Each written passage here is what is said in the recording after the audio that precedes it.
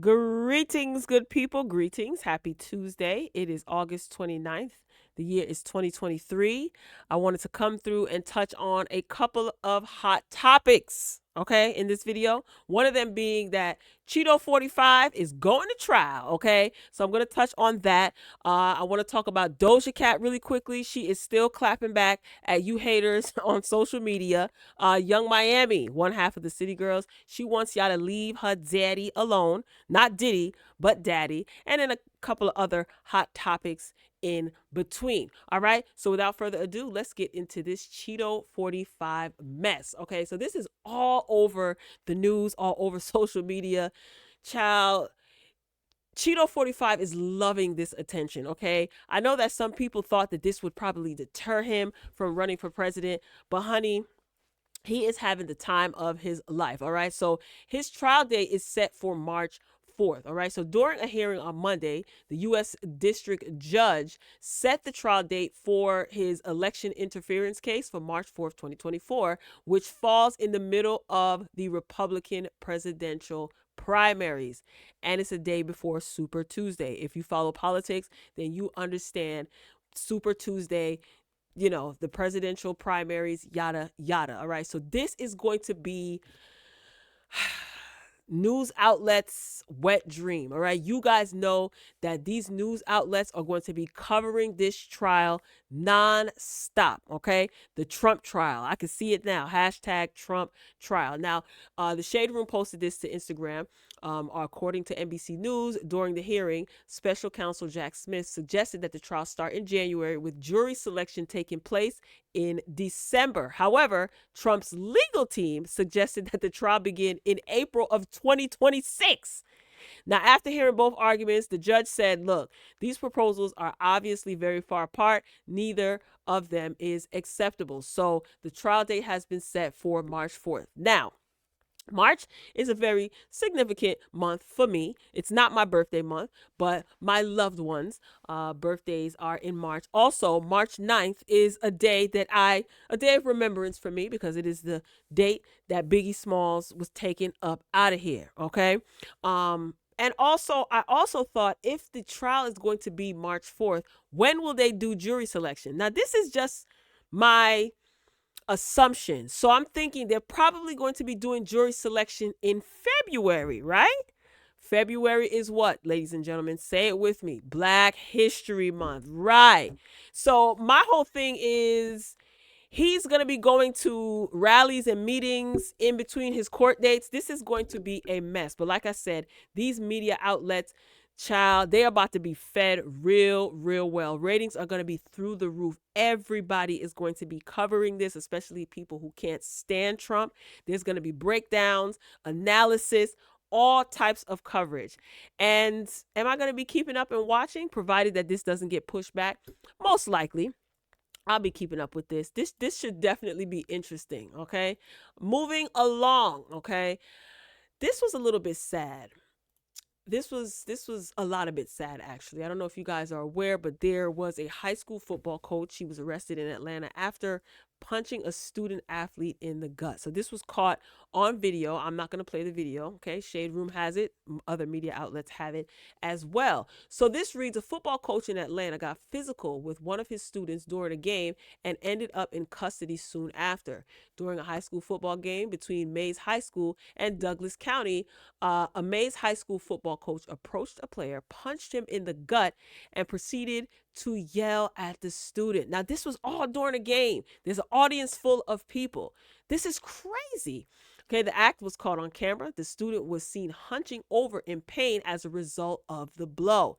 Now, according to Atlanta News First, the coach was taken off the sidelines by an Atlanta public school police officer and placed in custody. In a statement, the district confirmed that the coach would be charged with simple battery and also face charges from the district. Okay, so the public school officials, they want everybody to know that the safety and well-being of all Atlanta public school students remains a high priority for the district, and all APS employees are held to the highest standard of conduct and professionalism. Unfortunately, This was an unfortunate situation, and he definitely deserved the reprimand. Okay. I feel like you are working around children, teens, whatever y'all want to consider these teenagers, young adults. I consider a teenager, but whatever, it's still a child, all right, in comparison to this grown a man. Keep your damn hands to yourself. And he is lucky that none of the parents jumped out of the crowd and put paws and feet on his behind. This is extremely disappointing. You embarrassed this young man. You harmed and hurt this young man. Okay, you don't know if he is going to have rage and trauma because of this type of embarrassment. Another thing is, you are a coach. You're supposed to be a leader, right? You're supposed to set an example.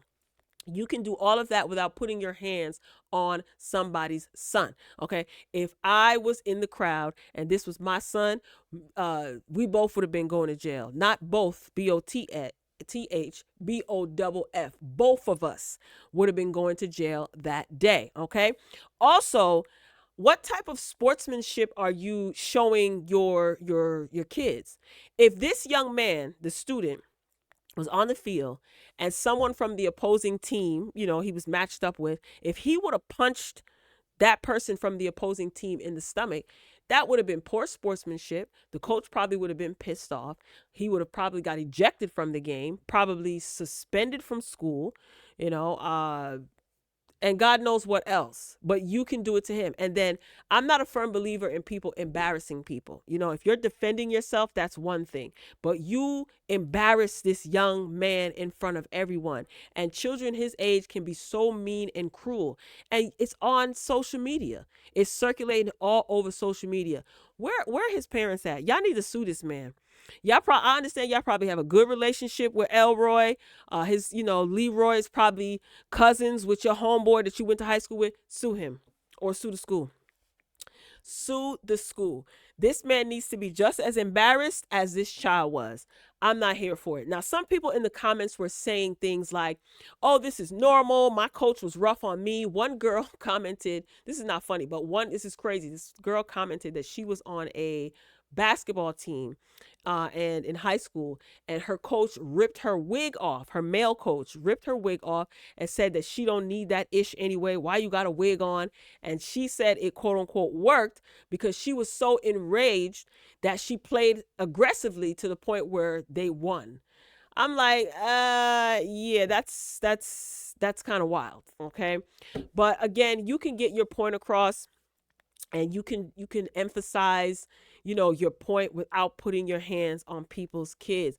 Y'all gonna get enough of messing with these people kids. All right, speaking of people doing stupid ish to these children, check this ish out, y'all. Check this out. Okay, Florida elementary school principal and teacher are placed on leave after black students are singled out at an assembly. Ooh, and I told you this got my blood boiling. Okay, so the two staffers were placed on leave days after the assembly was held at this elementary school on August 18th. Only African American students from the two grades participated. This is what a spokesman told CNN. During the assembly, a 2023-2024 school year goals and objectives PowerPoint presentation was used that read in part, at AA have underperformed on standardized assessments for the past 3 years. Okay. So basically, these people have been monitoring the progression or regression of African American students as it pertains to their test scores, these standardized tests. Okay. So the article continues, AA is African American, and that is one subgroup the Florida Department of Education requires annual reporting on from all Florida schools. The PowerPoint created by one of the presenters shows the data results. So basically, the Florida Department of Education is requiring that the African American students' data, their test scores, be compiled basically into a report so that they can keep track and monitor the African American students. Now, see, this is the type of ish that some of you people who claim to care about our children, this is the type of stuff that y'all should be snatching wigs about and going ham on social media over. This is the stuff that should not be tolerated. This shouldn't be accepted. And these people, one of them being the principal and someone else, they were suspended with pay. They were suspended with pay. Okay. So the interim superintendent, she said in a news conference that, this should not have happened, but it did, and offered an apology to the students and her families. Translation: oops, we wasn't supposed to let y'all know that we're monitoring these African American kids and their standardized test scores so that we can continue to label them, okay, and create false narratives with skewed data, because they don't think that you guys understand statistics and things. So basically skewed data so that we can continue to report how you guys underperform in all areas of academia. Sounds like racism to me. Okay. So the interim superintendent said, we make no excuses of what happened. We offer our apology and we offer actionable actions for us to move forward in supporting our students, supporting our schools, and supporting this community. It is my responsibility to identify why did this happen. We know why it happened. The Florida Department of Education requires you probably are getting money to do this, to secretly score these kids and keep all of this information, in a nice PowerPoint presentation and present it to the state so that they can use it for whatever they use it for. Not to help the students improve, but to just continue to mistreat these kids and further the, the stereotype that Black people and Black kids underperform in academia. So anyway, I don't want to read this article anymore because it's pissing me off. And like I said, this is the type of stuff that you guys should be going ham on social media for. You guys want to sign petitions for people to not be working in certain places? This is the type of stuff that you should be signing and conjuring up petitions for, to remove these two idiots from the school system and keep them away from our damn kids. All right? Everyone should be outraged about this, regardless of race, color, or creed.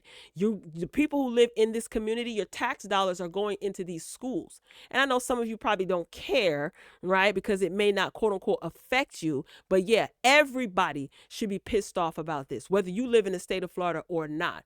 All right. And a loud message should be sent that this is extremely unacceptable. And I'm going to keep it a bean with you. This is Florida we're talking about. A lot of these people in positions of power, they can't even fight their way out of a wet paper bag with safety scissors. So they damn sure shouldn't be in any position where they're in academics teaching and educating our children. Let's just keep it real.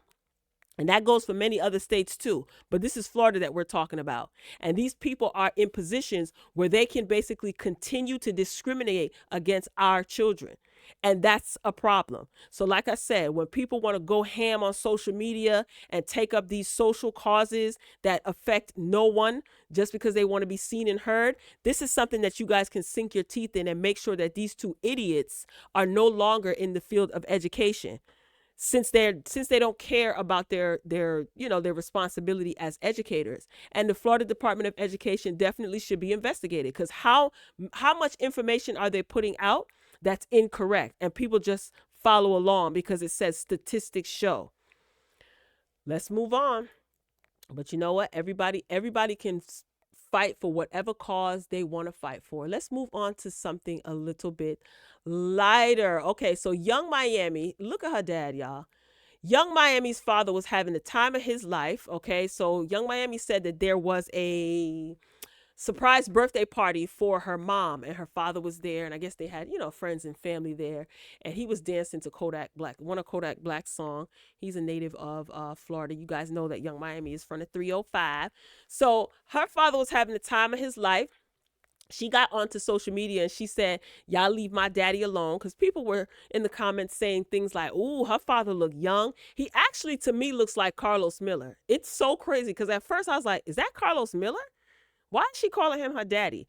But Young Miami girl, your parents are young, vibrant, good-looking people. People are going to say what they're going to say. Leave them people alone. You dating somebody's daddy.